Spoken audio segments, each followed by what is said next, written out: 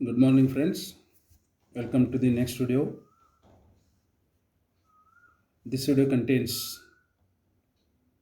problem number 51 for 15 marks on invoice price with abnormal loss. First, ನಾವು problem ಓದೋಣ್ರಿ, problem ಅರ್ಥ ಮಾಡ್ಕೊಳ್ರಿ in proper way. Then we will try to solve the problem. Ravi of Davangere consigned goods costing rupees 80,000 to his agent Chandra of Shimoga at a pro forma invoice of 20% profit on cost. So Ravi of Davangere is the consigner and Chandra of Shimoga is the consignee. Consigner consigned 80,000 goods, costing price 80,000 goods, worth of 80,000 goods at a 20% profit on cost. So cost price 80,000 ಕೊಟ್ಟಾರ, ಅದ್ರ ಮ್ಯಾಗ 20% ನಾವು loading add ಮಾಡಿದ್ರೆ ಅದು invoice price ಆಗ್ತದೆ. Clear? ಇದನ್ನು ನಾವು invoice ಪ್ರೈಸಿಗೆ convert ಮಾಡ್ಕೋಬೇಕು. He paid rupees 2,400 towards freight and insurance. Chandru was allowed rupees 1,100 for establishment expenses like salesman salary, rent, etc. ಅಂದರೆ ಅವನು ಮ್ಯಾಕ್ಸಿಮಮ್ ಆಗಿ 1,100 ಖರ್ಚು ಮಾಡ್ಬೋದು ಅಂತ ಹೇಳ್ತಾರೆ. ಕ್ಲಿಯರ್? ಇದರ ಅರ್ಥ ಇದಕ್ಕೆ ಒಂದು ಸೇಲ್ಸ್ಮನ್ ಸ್ಯಾಲ್ರಿ ಅಥವಾ ಎಸ್ಟಾಬ್ಲಿಷ್ಮೆಂಟ್ ಎಕ್ಸ್ಪೆನ್ಸಸ್ ಅಂತೇಳಿ. He was entitled to a commission of 3% on sales. He was also allowed 10% of the net profit after charging such commission as a special commission. So ಈ ಒಂದು ಇದ್ರ ಸಲುವಾಗಿ ನಾನು ಈ ಪ್ರಾಬ್ಲಮ್ ಚೂಸ್ ಮಾಡೀನಿ. ಇಲ್ಲಿ 3% ಆರ್ಡಿನರಿ ಕಮಿಷನ್ ಕೊಡ್ತಾರೆ, ಇನ್ನೊಂದು 10% ಕಮಿಷನ್ ಕೊಡ್ತಾರೆ. ಎದ್ರ ಮ್ಯಾಗಪ್ಪ ಅಂದರೆ ನೆಟ್ ಪ್ರಾಫಿಟ್ ಮ್ಯಾಗ. ಆ ನೆಟ್ ಪ್ರಾಫಿಟ್ ಎಷ್ಟು ಮಾಡ್ತಲ್ಲ ಅದ್ರ ಮ್ಯಾಗ 10% ಅವನಿಗೆ ಅಗೇನ್ ಸ್ಪೆಷಲ್ ಕಮಿಷನ್ ಅಂತ ಕೊಡ್ತಾರೆ. Clear? Chandra took delivery of the goods paying rupees 800 as octroi. As octroi ಅಂತ ಅಂದ ಕೂಡಲೇ ಇದು ನಾನ್ recurring expenses incurred by consignee. He sold 3/4 of the goods for rupees 90,000. So 3/4 of the goods 90,000 for 90,000 ಅಂತ ಹೇಳ್ತಾರೆ. ಅಂದರೆ ಈ ಇನ್ವಾಯ್ಸ್ ಪ್ರೈಸದ ರೇಟ್ ಏನಾಗ್ತಿಲ್ಲ ಅದರದ 3/4 ಅವನು ಮಾರಾಟ ಮಾಡ್ತಾನೆ. He reported that 1/2 means 50% of remaining goods. ಅಂದರೆ ಈಗಾಗಲೇ ಅವನು 3/4 ಸೇಲ್ಸ್ ಮಾಡ್ಯಾನ, ಉಳಿತಷ್ಟಲ್ಲಿ 1/4 ಉಳಿತು. 1/4 ಅದನ್ನು 50% of the balance of the goods were destroyed by fire, ಅಂದರೆ ಅಬ್ನಾರ್ಮಲ್ ಲಾಸ್ ಆಗಿದೆ. And a claim was lodged for rupees 12,000. Insurance ಕಂಪ್ನಿಯವ್ರಿಗೆ ನಮ್ದು 12,000 ರೂಪಾಯಿ ಲಾಸ್ ಆಗಿತ್ತು ಇವರು ಕಂಪ್ಲೇಂಟ್ ಮಾಡ್ಯಾರ. But it was settled at a discount of 25% and the claim amount was received by the consignor. But insurance ಕಂಪ್ನಿಯವ್ರು ಏನು ಮಾಡ್ತಾರೆ, ಇವ್ರು ಏನೊಂದು ಕ್ಲೇಮ್ ಮಾಡಿರಲ್ಲ ಅದರದ 25% ಕಡಿಮೆ ಮಾಡಿ ಅಮೌಂಟನ್ನು ಕಾಂಪನ್ಸೇಷನ್ ಆಗಿ ಕೊಡ್ತಾರೆ. Clear? Prepare the necessary accounts in the books of Ravi assuming that the amount due from Chandru is received by bank draft. Clear? Working notes. Loading 20% on cost price ಅದ ಆರ್ 1/5 ಆನ್ ಕಾಸ್ಟ್ ಪ್ರೈಸ್ ಅದ is equal to 16 integer 2/3% or 1/6 on invoice price. ನಾವು comparative percentage ನೋಡಿದಾಗ so invoice price is equal to, ಯಾಕಂದರೆ cost price ಕೊಟ್ಟಾರೆ 80,000 cost price ಅದ, ಅದನ್ನು ನಾವು invoice ಪ್ರೈಸ್ಗೆ ಕನ್ವರ್ಟ್ ಮಾಡ್ಕೋಬೇಕು. Invoice price is equal to cost price plus loading, that is 20% on C P or 1/5 on cost price is equal to 80,000 cost price ಅದ plus 16,000. 1/5 ಆನ್ 80,000 means 60,000 ಆಗ್ತದೆ. ಅಂದರೆ ಲೋಡಿಂಗ್ ಈಸ್ 16,000. ಲೋಡಿಂಗನ್ನು ಕಾಸ್ಟ್ ಪ್ರೈಸ್ದಾಗ ಸೇರಿಸಿದಾಗ ಏನಾಗ್ತದೆ, ಇನ್ವಾಯ್ಸ್ ಪ್ರೈಸ್ 96,000. ಕ್ಲಿಯರ್? ಇಲ್ಲಿ ಕೆಳಗೊಂದು note ಮಾಡೀನಿ. ಯಾಕೆ ನೋಟ್ ಮಾಡೀನಿ ಅಂದರೆ ಈಗಿನೇನು ಗೂಡ್ಸ್ ಸೋಲ್ಡ್ ಮಾಡ್ಯಾರು, ಆಮೇಲೆ ಉಳಿತೆಷ್ಟು ಅದರ ಒಂದು 50% ಅಬ್ನಾರ್ಮಲ್ ಲಾಸ್ ಆಗಿದೆ, 50% ಕ್ಲೋಸಿಂಗ್ ಸ್ಟಾಕ್ ಇದೆ. ಹಿಂಗೆ ನಾವು ನೋಡ್ಕೋ ಸಲುವಾಗಿ ನಿಮ್ಗೆ ಈಸಿಯಾಗಿ ಅಂಡರ್ಸ್ಟ್ಯಾಂಡಿಂಗ್ ಆಗಲಿ ಅಂತೇಳಿ ಒಂದೊಂದು ವರ್ಕಿಂಗ್ ನೋಟ್ ಮಾಡೀನಿ ನಾನು. ಇನ್ವಾಯ್ಸ್ ಪ್ರೈಸ್ ಸಪ್ರೇಟ್ ತೋರಿಸೀನಿ, cost price separate. Cost price ಯಾಕೆ ತೊಗೋಬೇಕಂದ್ರೆ ಅಬ್ನಾರ್ಮಲ್ ಲಾಸನ್ನು ಫೈಂಡ್ ಔಟ್ ಮಾಡ್ಬೇಕಾದ್ರೆ ನಾವು ಕಾಸ್ಟ್ ಪ್ರೈಸನ್ನು ತೊಗೋಬೇಕಾಗ್ತದೆ. ಕ್ಲಿಯರ್? ಇಲ್ಲಿ total goods consigned invoice price ನೋಡಿದ್ರೆ 96,000 ಆಗ್ತದೆ, ಕಾಸ್ಟ್ ಪ್ರೈಸ್ ಆದರೆ 80,000 ಆಗ್ತದೆ. Clear? Less 3/4 portion goods sold.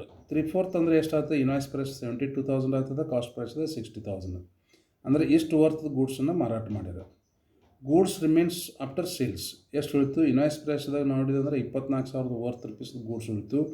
Cost ಪ್ರೈಸ್ದಾಗ 20,000 worth ರುಪೀಸ್ದಾಗ goods ಉಳಿತು. Out of these one half portion destroyed, ಅಂದರೆ ಏನು ಅವನ ಕಡೆ ಉಳಿದಿಲ್ಲ ಅದರೊಳಗಿಂದ ಅರ್ಧ ಡಿಸ್ಟ್ರಾಯ್ಡ್ ಆಗೈತೆ ಅಂತ ಹೇಳ್ತಾನೆ. ಇನ್ವಾಯ್ಸ್ ಪ್ರೈಸ್ದಾಗ ನೋಡ್ರೆ 12,000 ಆಗ್ತದೆ, ಕಾಸ್ಟ್ ಪ್ರೈಸ್ದಾಗ ನೋಡ್ರಿ 10,000. ನಾವೇನು ತೊಗೋಬೇಕಂದ್ರೆ ಕಾಸ್ಟ್ ಪ್ರೈಸ್ ತೊಗೋಬೇಕು. ಯಾಕಂದ್ರೆ ಕ್ಯಾಲ್ಕುಲೇಷನ್ ಯಾವಾಗಲೂ ವ್ಯಾಲ್ಯೂಯೇಷನ್ ಆಫ್ ಎಬ್ನಾರ್ಮಲ್ ಲಾಸ್ ಯಾವಾಗ ಹೆಂಗೆ ಮಾಡ್ತೀವಿ ನಾವು? Always at the cost price. So ಹಿಂಗಾಗಿ ನಾವು ಕಾಸ್ಟ್ ಪ್ರೈಸ್ 10,000 ಎಬ್ನಾರ್ಮಲ್ ಲಾಸ್ ಅಂತ ತೊಗೋಬೇಕಾಗುತ್ತೆ. Goods remains with consignee. ಈ ಕ್ಲೋಸಿಂಗ್ ಸ್ಟಾಕನ್ನು ನಾವು ನೋಡ್ತೀವಿ. ಕ್ಲೋಸಿಂಗ್ ಸ್ಟಾಕ್ ಯಾವಾಗಲೂ ನಾವು ಇನ್ವಾಯ್ಸ್ ಪ್ರೈಸ್ದಾಗ ತೊಗೋಬೇಕು, ಅದಕ್ಕೆ 12,000. ಅದು ಕಾಸ್ಟ್ ಪ್ರೈಸ್ದಾಗ ನೋಡಿದ್ರೆ 10,000 ಆಗ್ತದೆ.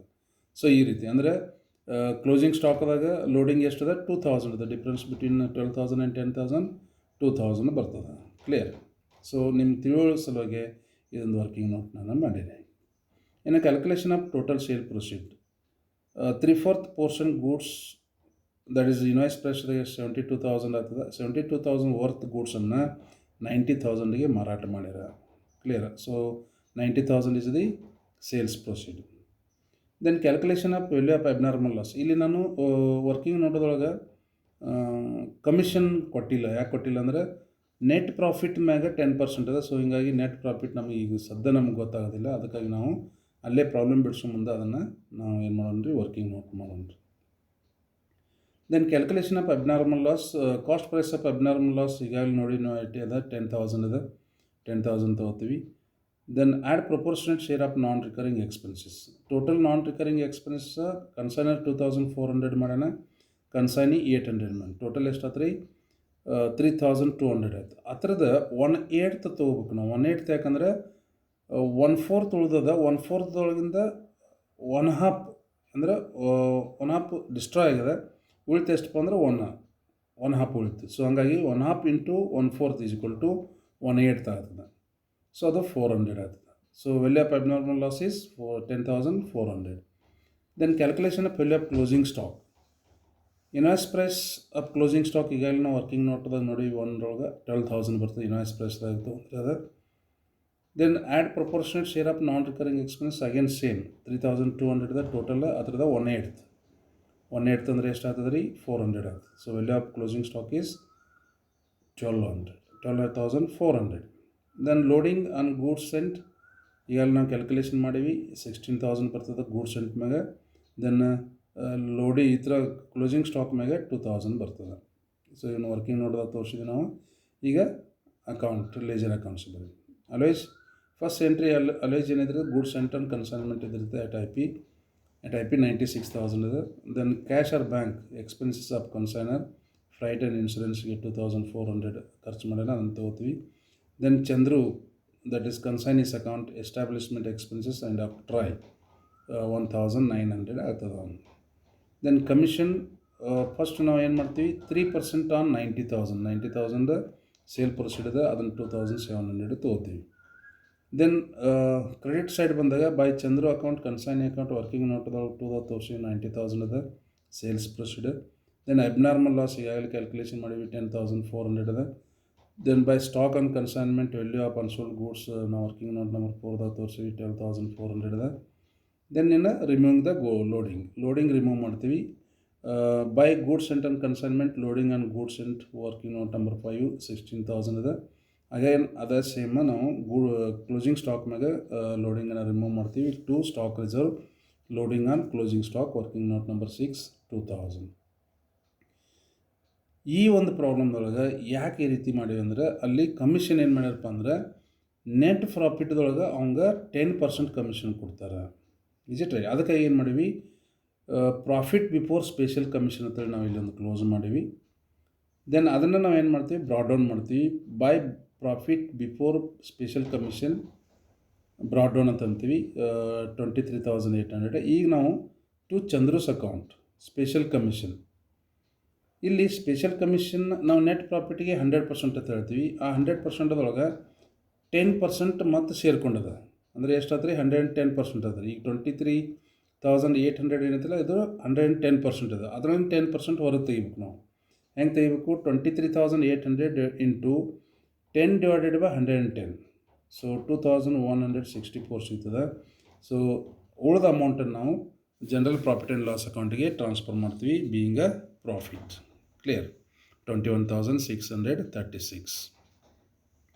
ಇದು ಯಾವಾಗ ರೀ? ಇದು ಪ್ರಾಫಿಟ್ದೊಳಗೆ ಅವ್ರದ್ದು ಕಮಿಷನ್ ಸೇರ್ಕೊಂಡದ, ಅದಕ್ಕಾಗಿ ಈ ರೀತಿ ಇದನ್ನು ಬಿಡಿಸ್ಬೇಕಾಯಿತು. Then abnormal loss as usual ನೀವು ಬಿಡಿಸ್ತೀರಿ, ಅದು ಅಲ್ಲಿ ಕ್ರೆಡಿಟ್ ಸೈಡ್ ಇರ್ತದೆ. ಇಲ್ಲಿ ನಾವು debit side to consignment account ತೊಗೋತೀವಿ 10,400. ಇಲ್ಲಿ ನೋಡಿರಿ, ಇನ್ಶೂರೆನ್ಸ್ ಕಂಪ್ನಿಯವ್ರಿಗೆ ನಾವು 12,000 ನೀವು ಲಾಸ್ ಕೊಡ್ಬೇಕಂತ ಹೇಳಿದ್ವಿ, ಬಟ್ ಅವರು 25% ಕಡಿಮೆ ಮಾಡಿ ನಮಗೆ ಎಷ್ಟು ಕೊಟ್ಟಾರೆ? 9,000 ಕೊಡೋದು. ಅಂದರೆ 12,000 25% ಲೆಸ್ ಮಾಡಿದ್ದಾರೆ. 25% ಆಫ್ 12,000 ಎಷ್ಟಾಗುತ್ತೆ? 3,000 ಆಗ್ತದೆ. 3,000 ಲೆಸ್ ಮಾಡಿದರೆ 9,000 ಬರ್ತದೆ.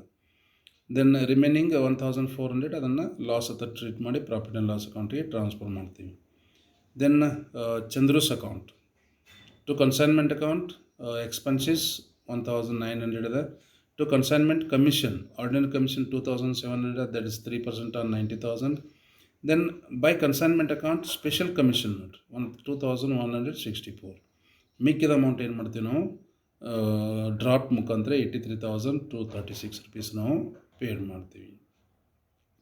Then goods and consignment account as usual ನಾವು ಬಿಡಿಸಿದ್ದೀವಿ. ಅಲ್ಲಿ ಕನ್ಸೈನ್ಮೆಂಟ್ ಅಕೌಂಟ್ ನೋಡ್ತೀವಿ, ಅಲ್ಲಿ ಡೆಬಿಟ್ ಆಗುತ್ತೆ, ಇಲ್ಲಿ ಕ್ರೆಡಿಟ್ ಮಾಡ್ತೀವಿ, ಇಲ್ಲಿ ಕ್ರೆಡಿಟ್ ಆದ್ದನ್ನು ಅಲ್ಲಿ ಡೆಬಿಟ್ ಮಾಡ್ತೀವಿ. ಮಿಕ್ಕಿದ ಅಮೌಂಟನ್ನು ಡಿಫರೆನ್ಸ್ ಅಮೌಂಟನ್ನು ಟ್ರೇಡಿಂಗ್ ಅಕೌಂಟಿಗೆ ಟ್ರಾನ್ಸ್ಫರ್ ಮಾಡಿ ನಾವು ಕ್ಲೋಸ್ ಮಾಡ್ತೀವಿ. ದೆನ್ ಕನ್ಸೈನ್ಮೆಂಟ್ ಸ್ಟಾಕ್, ಕನ್ಸೈನ್ಮೆಂಟ್ ಅಕೌಂಟ್ಗೆ ಅದು ಕ್ರೆಡಿಟ್ ಆಗಿರ್ತದೆ, ಇಲ್ಲಿ ನಾವು ಡೆಬಿಟ್ ಮಾಡ್ತೀವಿ. To consignment account value of closing stock 12,400, ಅದನ್ನು ಬ್ಯಾಲೆನ್ಸ್ ಕ್ಯಾರಿ ಡೌನ್ ಇಡ್ತೀವಿ. ಓಕೆ, ಈ ರೀತಿ ಇಟ್ಟು ಇದನ್ನು ಅಕೌಂಟನ್ನು ಕ್ಲೋಸ್ ಮಾಡ್ತೀವಿ.